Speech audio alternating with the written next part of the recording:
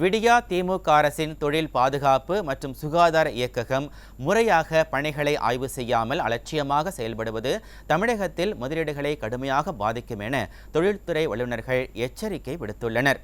நிர்வாக திறமையில்லாத பொம்மை முதலமைச்சர் ஆட்சியில் தொழிற்சாலைகள் முறையாக இயக்கப்படுகின்றனவா என மாதாந்திர வருடாந்திர பராமரிப்பு பணிகளை தொழில் பாதுகாப்பு மற்றும் சுகாதாரத்துறை முறையாக ஆய்வு செய்ய தவறியதால் தொழிற்சாலைகள் விபத்து தொடர்கதையாகி ஊழியர்கள் சுற்றுப்புறவாசிகள் கடுமையாக பாதிக்கப்பட்டு வருகின்றனர். சென்னை எண்ணூர் உரத் தொழிற்சாலையில் அம்மோனியா வாயு கசிவு ஏற்பட்டு மூச்சு திணறலால் பொதுமக்கள் மருத்துவமனைகளில் அனுமதிக்கப்பட்டுள்ளனர். இந்த நிலையில் முறையாக ஆய்வு நடத்தி பராமரிப்புகளை கண்காணிக்க தவறிய தந்திர மாடல் முதலமைச்சர் அம்மோனியா வாயு கசிவு தொழிற்சாலையை மூட நடவடிக்கை எடுக்க இருப்பதாக அமைச்சர் மா சுப்பிரமணியன் தெரிவித்துள்ளார்.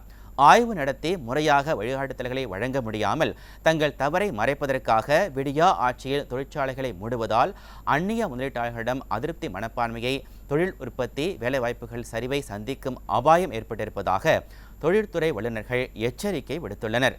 கமிஷன், கலெக்ஷன், கரப்ஷனில் கவனம் செலுத்தும் சிந்தனை இல்லாத ஆட்சி தொடர்ந்தால் தமிழகத்தில் உள்ள 50%க்கும் மேற்பட்ட தொழிற்சாலைகளை மூடி அரசுக்கு பேரிழப்பு ஏற்படும் அவல நிலையில் இருப்பதாக முதலீட்டாளர்கள் தெரிவித்துள்ளனர்.